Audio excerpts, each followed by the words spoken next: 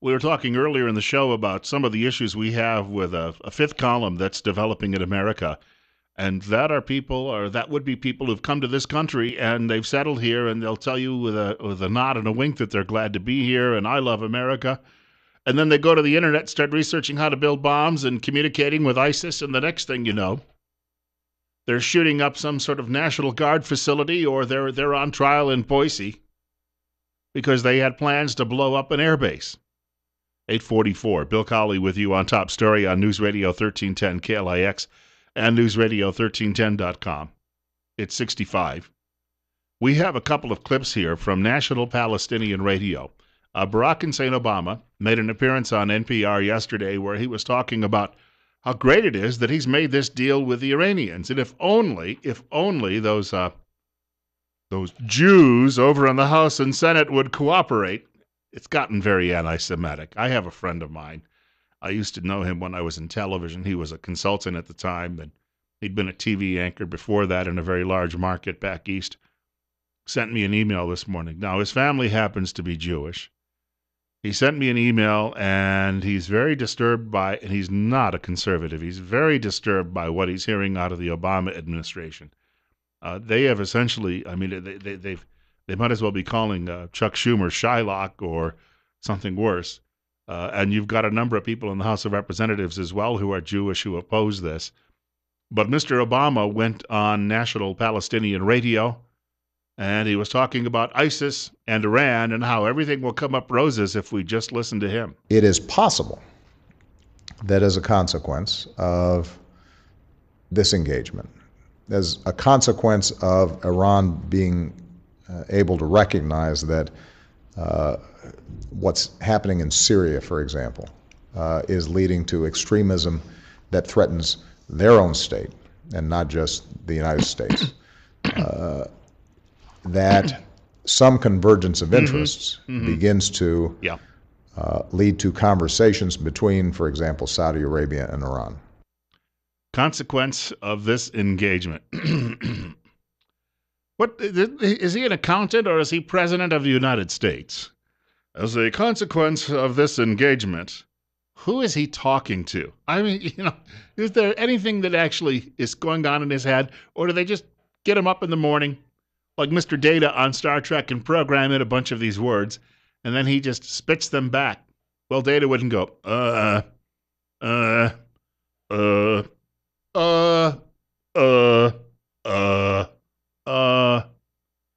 Yeah, he didn't have a prompter in front of him, did he? He believes that when the deal is done, if he can get approval on it, well, he says he'll go to the UN if he can't get constitutional approval. He says that will make Iran behave. Making sure that Iran ends some of the destabilizing activities that it's engaged in for a very long time, providing arms to Hezbollah that threaten Israel and our other allies in the region. Does anybody believe that? Come on. He's a snake oil salesman. 847, Bill Colley with you this morning on Top Story. You can reach our program at 736-0300. That's 736-0300. We have a caller with us, and you're up next on air on News Radio 1310 KLIX. Good morning. Good morning. Hey, I just wanted to throw in, I wonder if everybody knew that old Valerie Jarrett's an Iranian. Who? Valerie Jarrett. Yeah, one side of her family, one of her parents was from Iran. Oh, is that it? I thought it was she came over there with him. I believe Valerie Jarrett. I don't even know that she was born there, but I do know that one of her parents is Iranian. Yeah, well, there you go. Hey, thank you much for the telephone call. Valerie Jarrett is the real power behind the throne in the White House. Some people say it's Valerie Jarrett that actually has been pressing for the prosecution of Hillary Clinton, which really wouldn't be a bad thing, but apparently there's still a lot of bad blood between the Clintons and the Obamas going back as far as 7 or 8 years ago.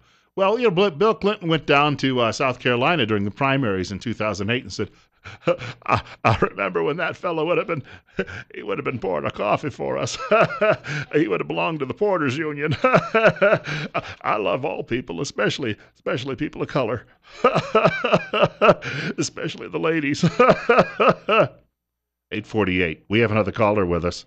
And we'll get to the telephones. You're up next, and you're on News Radio 1310 KLIX and newsradio1310.com. Morning. Yes, sir. It was interesting as I had a doctor's appointment yesterday afternoon, and my doctor came in. He's very conservative, but now he has to carry a laptop around with him to put all this stuff. And he says, all this does is slow me down, but with all government regulations and everything, we got to do it.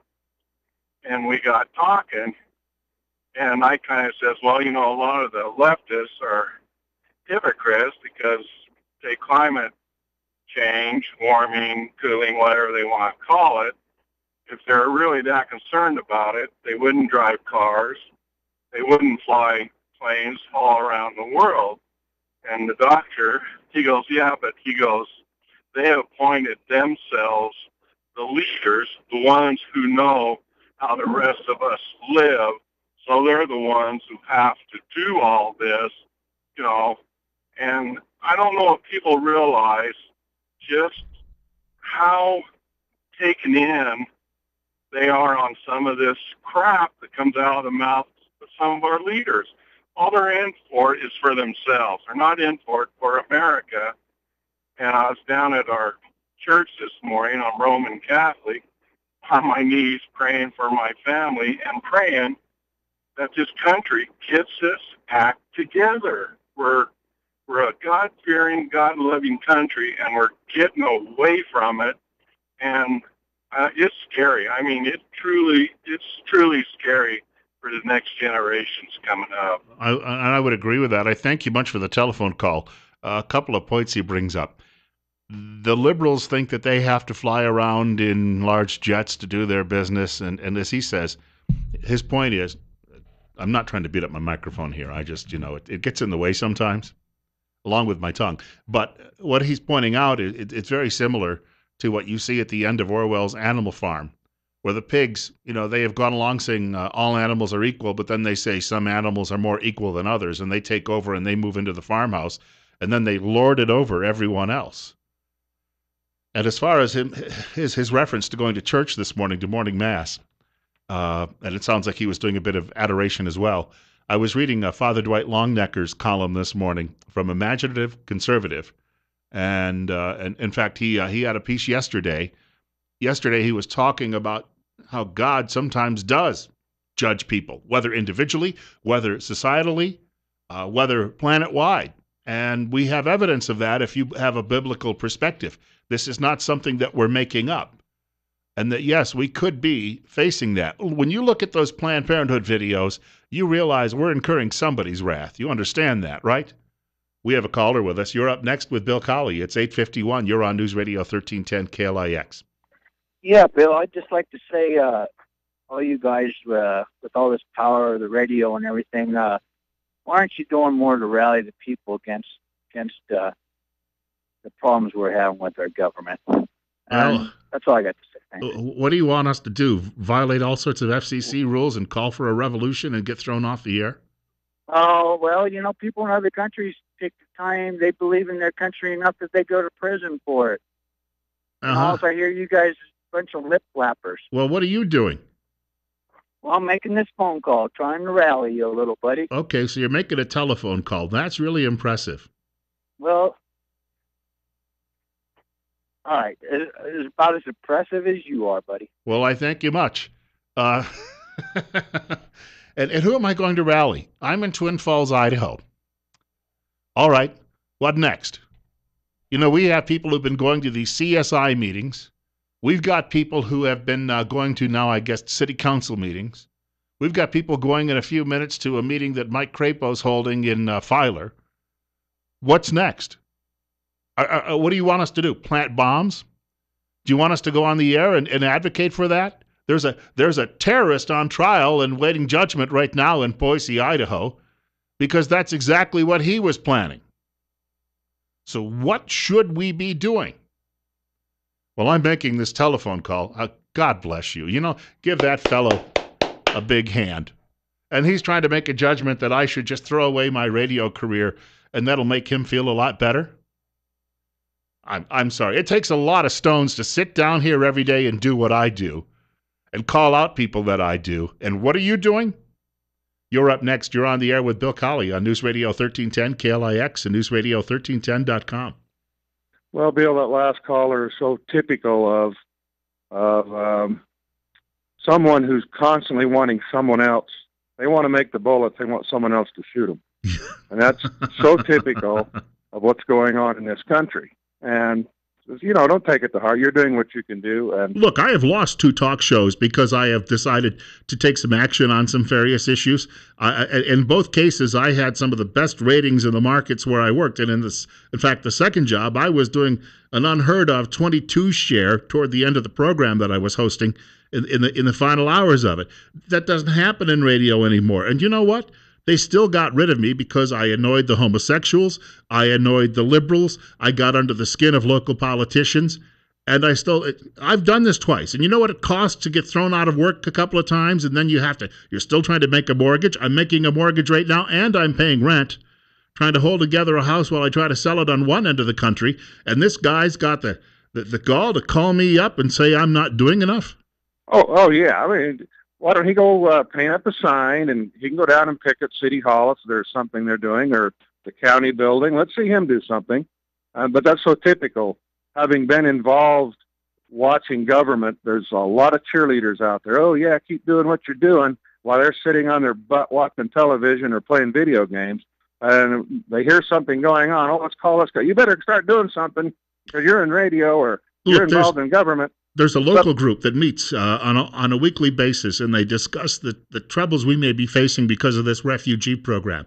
But they're all anonymous. God bless them. They better stay that way because there will be people coming after them. This guy doesn't think that there are people already coming after me. I sit here every day. My name is out there. I'm all over the internet. Believe me, I am not a coward when it comes to some of these issues. Oh, no. Don't even think about that. It's just maybe this guy just hasn't thought it through, or people like him. They need to think it through.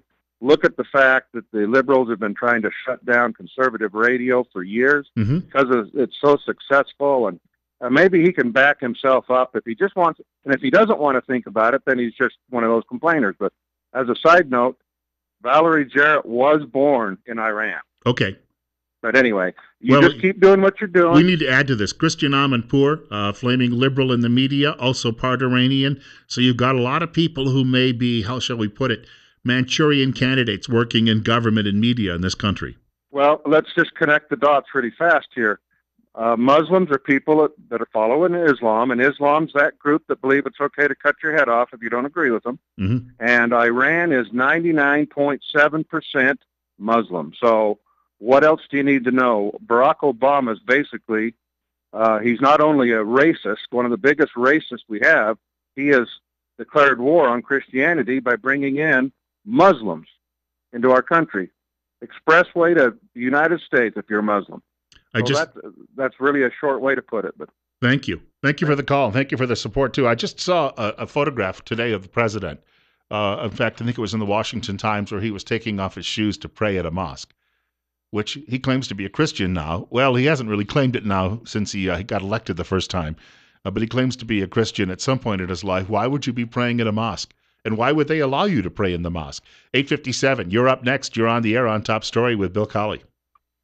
Yes, I just turned this blinker off. A few callers ago, I mentioned he was on his knees lifting up our nation, and the 2 callers ago, that's the answer right there. If you call people to the power that holds this nation together still, if we could wield the power that and authority that God's given us as believers and get together and rally and do that, that'd be the core way of changing things and reminding each other that it's possible when man says it's impossible, and God says kick it in gear when it looks bad. I'll show you what